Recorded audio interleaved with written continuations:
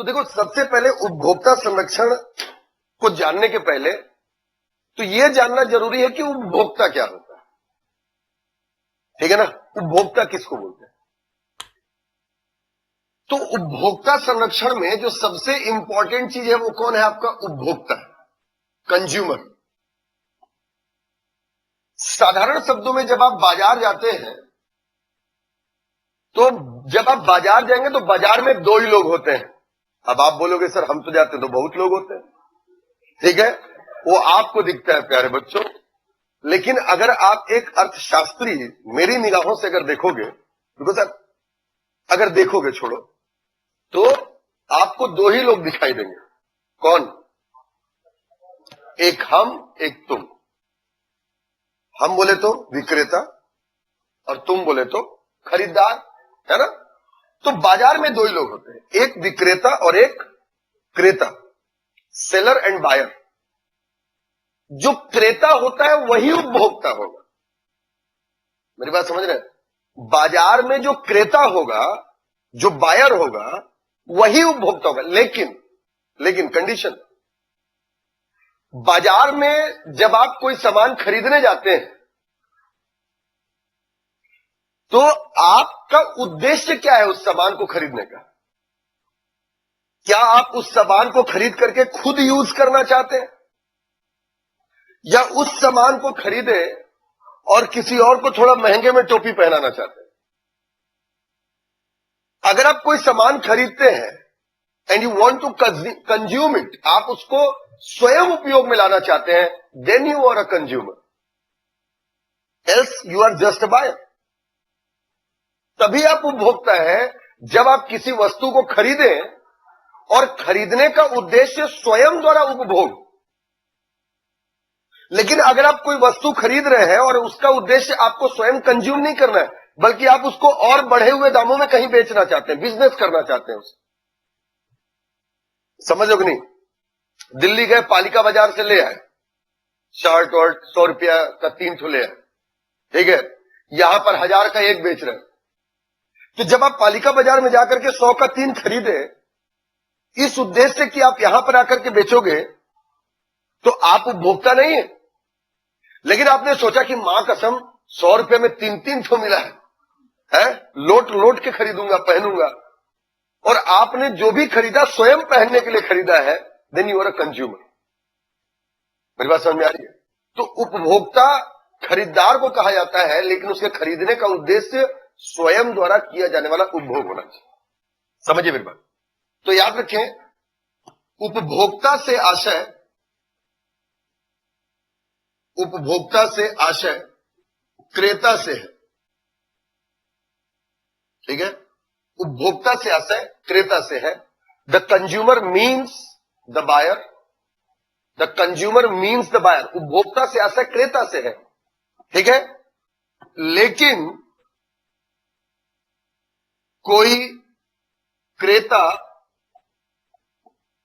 उपभोक्ता तब होगा जब वह खरीदारी स्वयं के उपयोग के लिए करे, ना कि व्यापार के लिए। मेरी बात समझ रहे हैं? The buyer can be consumer, the buyer can be consumer if he buys anything for self consumption, not for the businesses। ठीक है? समझ में आई मेरी बात? मैं क्या कह रहा हूं? मैं ये कह रहा हूं कि कोई क्रेता उपभोक्ता तभी होगा जब वो वस्तुओं को खरीदे और अपने उपभोग के लिए खरीदे, ना कि बेचने के लिए। अगर वो बेचने के लिए खरीदता है तब वो उपभोक्ता नहीं है। मेरी बात समझ रहे? खास बात यह है कि उपभोक्ता ऑनलाइन, ऑफलाइन, ठीक, टेली शॉपिंग इत्यादि के माध्यम से खरीदारी कर सकता है। ठीक है, कंज्यूमर कैन बाय एनीथिंग। देखो, ऑनलाइन ऑफलाइन टेली शॉपिंग, समझते हो ना? Consumer can buy anything from online offline and teleshopping. Online समझ गए, मोबाइल से आप अमेजॉन, फ्लिपकार्ट, है ना, मीशो, इन सब में ऑर्डर कर सकते हो। ठीक है, मीशो में सस्ता वाला मिलता है, इसलिए तुम लोग के लायक बताया। ठीक, इस बार टेली शॉपिंग भी होता है। टेली शॉपिंग फोन के माध्यम से, वो टीवी में ऐड नहीं आता रहता है? वो क्या दिखाते रहेगा, मोटापा को लगाए रहेंगे यहाँ पर, गदगद गदगद गदगद गदगद है, पहले मैं इतना मोटा हुआ करता था, इसको खाया तो मैं ऐसा हो गया है। तो आपने फोन लगाया, तुरंत क्या हो गया, आपने सामान कर लिया। टेली शॉपिंग, टेलीफोन के माध्यम से शॉपिंग। समझ में आई मेरी बात? तो ये सब क्या होते हैं, आपका उपभोक्ता होता है। खास बात समझो बेटा, भारत की स्थिति की बात करते हैं हम। ठीक है, India's status, India's status for consumer, उपभोक्ता के संदर्भ में भारत की स्थिति। समझ रहे हैं? उपभोक्ता के संदर्भ में भारत की स्थिति। आप एक चीज ध्यान दें कि सबसे खास बात तो यह है कि सिंस 1950 इसलिए ले रहा हूं क्योंकि 1950 में हमारा संविधान लागू हुआ। Then we become the republic, संविधान का शासन आया, हम लोकतंत्र हो गए, गणतंत्र हो गए। तो 1950 से ही लेते हैं। 1950 से लेकर अप्रोक्स 1980 तक we have only one buyer and that was the government of India. Since 1950 till 1980, the India had one buyer and it was government of India. 1950 से लेकर के लगभग 1980 आते आते तक भारत में एक ही विक्रेता होता था और भी सरकार। हर सामान सरकार बेचती थी। समझ रहे हो? इकोनॉमी पढ़े हो ना थोड़ा बहुत है?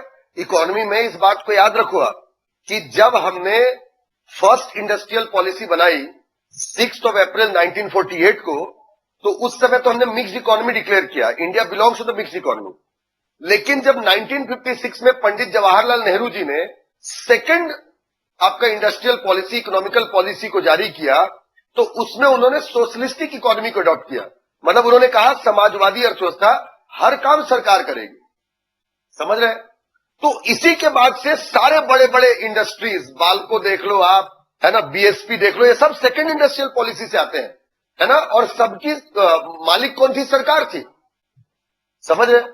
So basically since 1950 till 1980s almost the government of India was the only buyer in India, sorry, seller in India। यही एकमात्र विक्रेता था।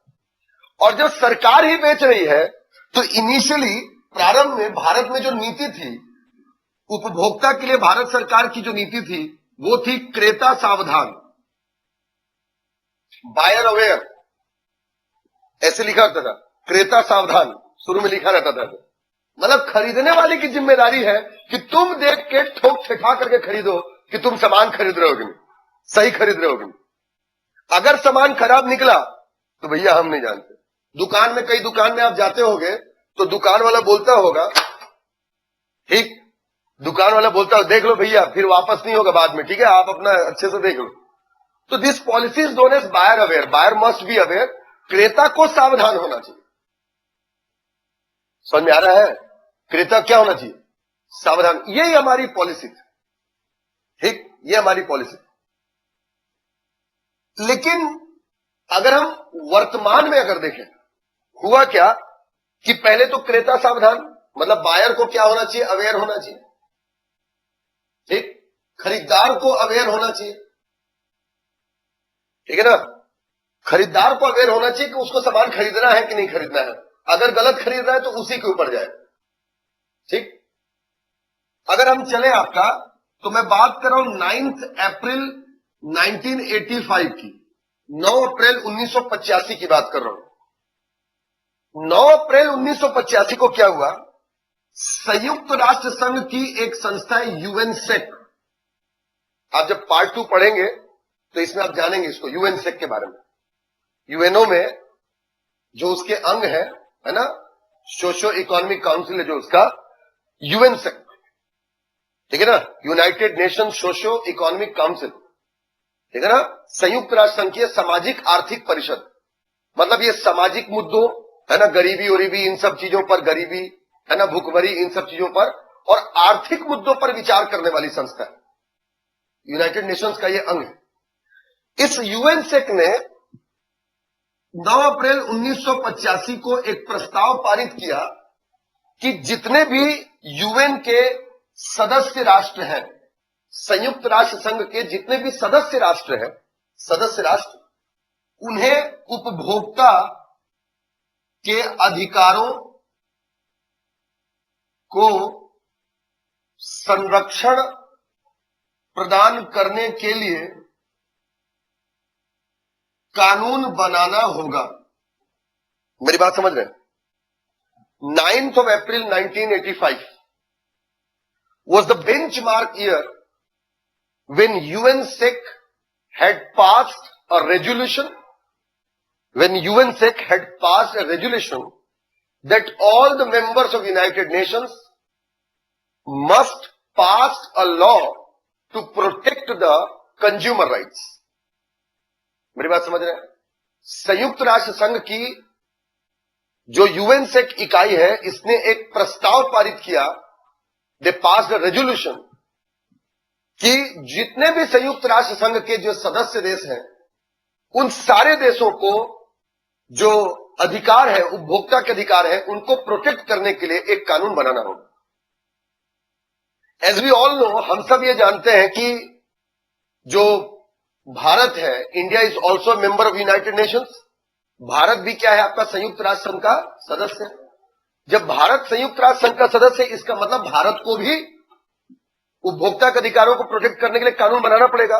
और यही कारण था, यही कारण था कि फिर अगले साल 1986 24 दिसंबर 1986, ठीक है, 24 दिसंबर 1986 को भारत के तत्कालीन प्रधानमंत्री श्री राजीव गांधी जी ने,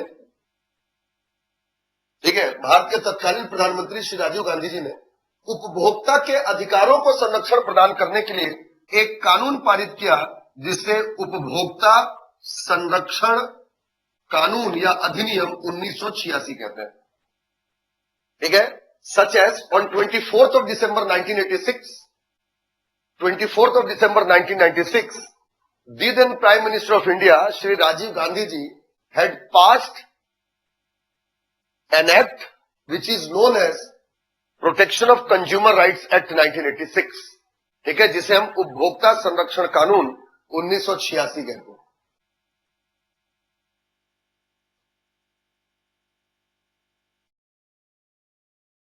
मेरी बात समझ में आया? उसे हम क्या कहते हैं? उपभोक्ता संरक्षण अधिनियम 1986 कहते हैं। ये समझ में आया? और अब भारत की स्थिति क्या हो गई? मतलब वहां पर क्रेता सावधान था पहले, ठीक, और अब स्थिति क्या हो गई आपका? सुनते हो अभी आजकल, जानकार बनो, ठीक, सावधान रहो, ऐसा आरबीआई का भी ऐड वगैरह सुनते हो ना। इसका मतलब अब क्या हो गया? इसके वर्तमान में इसके बाद क्या हो गई? आपका विक्रेता सावधान की पॉलिसी जो है अपनाई गई। मतलब अगर विक्रेता कोई गलत करेगा, उपभोक्ता के अधिकारों का हनन करेगा, तो उसको दंडित किया जाएगा इस एक्ट के माध्यम से। सही बात? Now the policy is seller must aware, ठीक है। विक्रेता सावधान मतलब विक्रेता जो है वो अधिकारों का उल्लंघन, उपभोक्ता के अधिकारों का उल्लंघन नहीं कर सकता। समझ में आया? क्लियर हुआ? तो ये आपका क्रेता और विक्रेता, इस तरीके से अधिनियम आया।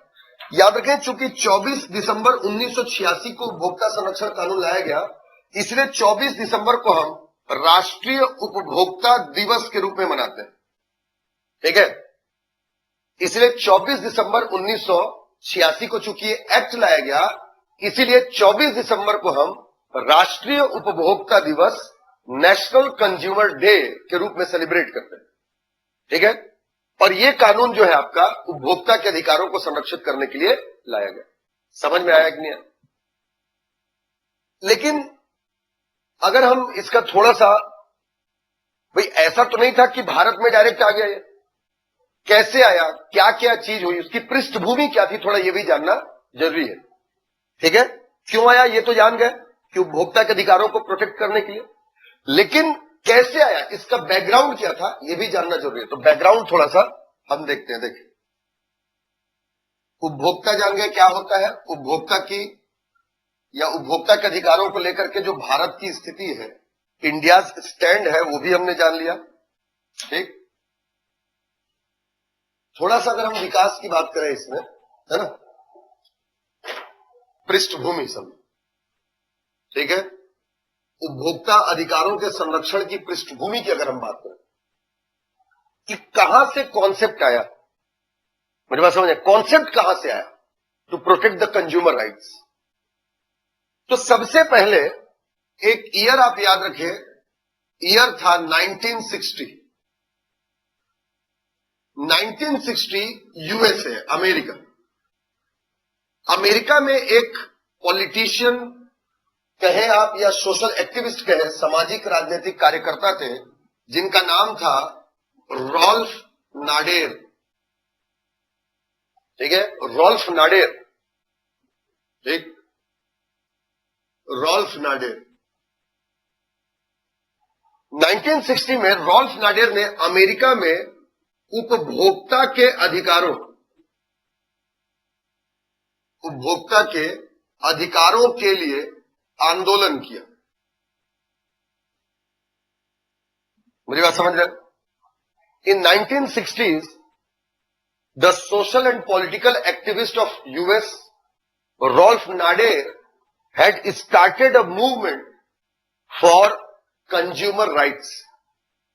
उपभोक्ता के अधिकारों को प्राप्त करने के लिए 1960 में क्या किया, इन्होंने एक आंदोलन शुरू किया कि भाई उपभोक्ता को अधिकार मिलने चाहिए। अच्छा, ये जो एरा आप जब देख रहे हैं 1960s वगैरह जो देख रहे हैं आपका, एक्चुअली 1950 के आसपास जो है ऑलमोस्ट सारे देश स्वतंत्र होना शुरू होते हैं, नई नई इंडस्ट्रीज बनना शुरू होती हैं। So it was a kind of industrial revolution.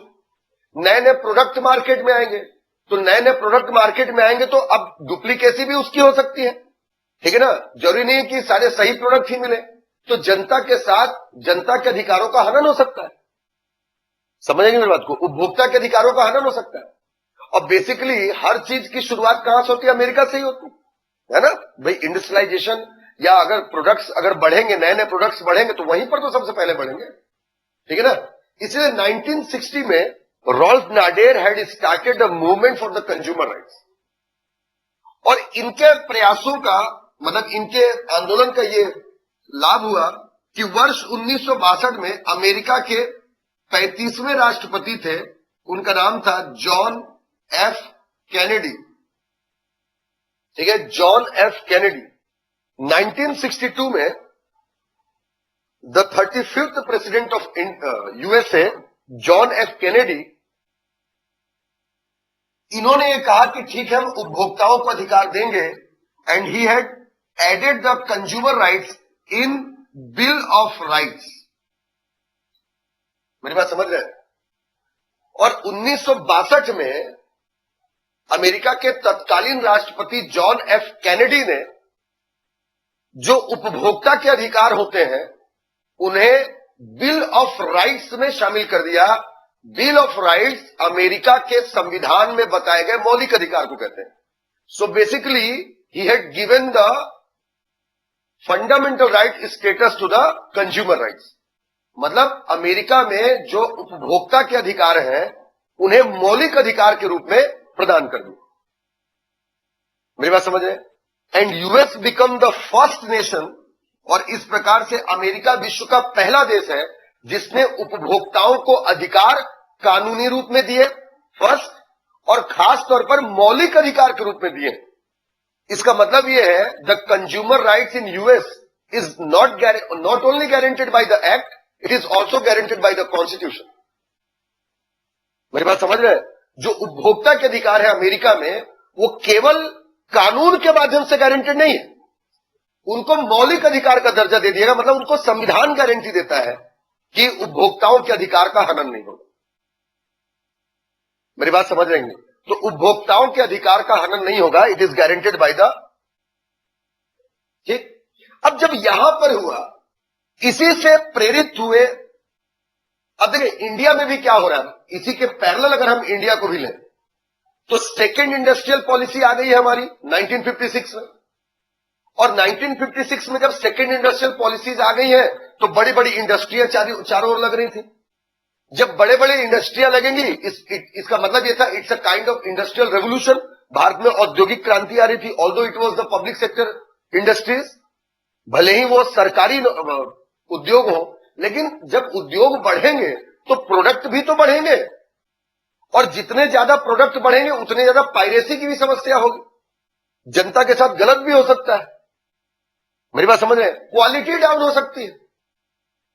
तो कहीं ना कहीं जब इंडस्ट्रीज इंडिया में बढ़ रही थी इसी टाइम पैरेलली, तो इंडिया में भी जरूरत थी इस बात की कि इंडिया में भी कंज्यूमर राइट्स को प्रोटेक्ट किया जाए। और ऑल्दो 1962 में जब अमेरिका ने कर ही दिया, इवन मौलिक अधिकार का दर्जा दे दिया, तो इंडियंस को भी जागरूक होना जरूरी था।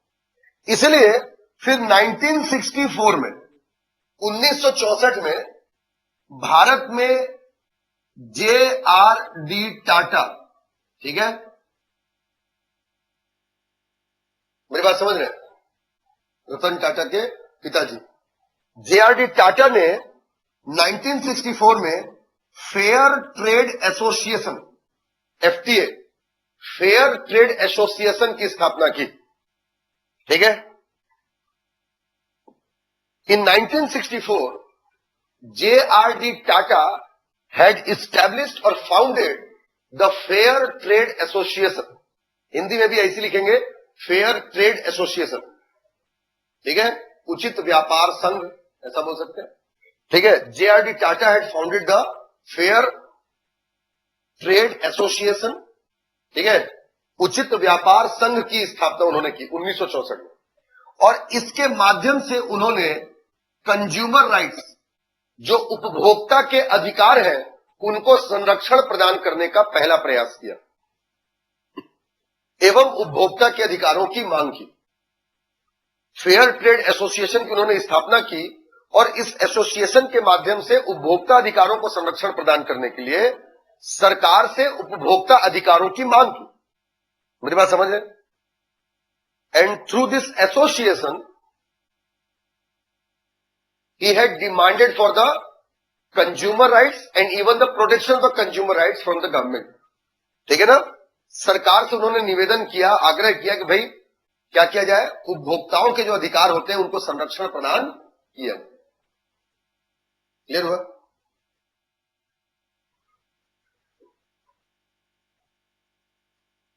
ठीक है, सरकार जो है उनसे मांग किया कि संरक्षण प्रदान किया जाए।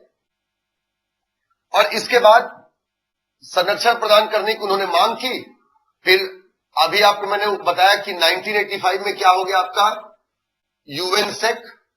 यूएन सेक ने कहा कि सभी सदस्य देशों को क्या करना चाहिए, कानून बनाना चाहिए। इसलिए फिर 1986 में 24 दिसंबर 1986 को हमने क्या बना लिया, कानून बना लिया, ठीक है, कानून बना लिया। और कानून बना करके इसे क्या किया गया, आपका लागू कर दिया गया। इसलिए हम 24 दिसंबर को आपका राष्ट्रीय उपभोक्ता दिवस के रूप में भी मनाते हैं, ठीक है ना। Such as we celebrate this day as a national consumer day, ठीक है। आई मेरी बात समझ? यहां एक बात और ध्यान रखेंगे, अगर किसी ऐसे एग्जाम में बैठना है जो वनडे एग्जाम है, जैसे फूड इंस्पेक्टर का एग्जाम में अगर आपको बैठना है, तो यहां ये जरूर याद रखना है कि Ralph Nader was the first person who had started the movement against the consumer rights, ठीक है ना। Movement in favour of the consumer rights, मतलब उपभोक्ता अधिकार को प्राप्त करने का जो पहला आंदोलन है रॉल्फ नाडेर ने शुरू किया, इसलिए इन्हें उपभोक्ता अधिकारों का जनक कहा जाता है, ठीक है। और Ralph Nader is also known as father of consumer rights, ठीक है। Ralph Nader is known as father of consumer rights. समझ में आया? और इस तरीके से ये एक्ट जो है वो आया, समझ में आया? इस तरीके से ये एक्ट लाया गया और ये एक्ट आपका लाया गया और इसे लागू किया गया 15 अप्रैल 1987, ठीक है? 24 December 1986 this act was enacted and implemented across India on 15th of April 1987 और इसे भारत में लागू किया गया इस एक्ट को 15 अप्रैल 1987। याद रखें, जो एक्ट लागू किया गया इसमें 4 अध्याय हैं। It consist of 4 chapters and 31 sections, ठीक है? ये जो एक्ट है उसमें 4 अध्याय है और 31 धाराएं। मेरी बात समझ में आई? कितने अध्याय है और धाराएं कितनी है?